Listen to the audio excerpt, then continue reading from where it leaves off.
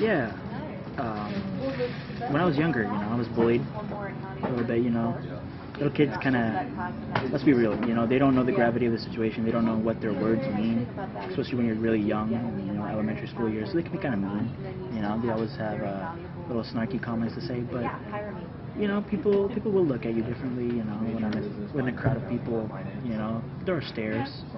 Um, People stare at you. Sometimes they stare at you because they're unsure if they want to approach you. Sometimes they stare at you just because they think it's weird, or for whatever reason. You know what I'm saying? But yeah, I think people do look at me differently, but I do my best to worry about myself and just build on me and just not let it drag me down too much.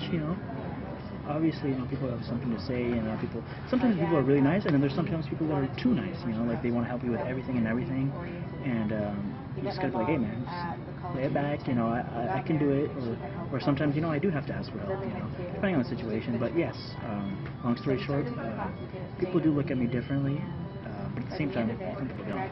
So, people either want to help you too much, or don't want to help you at all, thinking that they don't want to hurt your feelings, or just reluctant.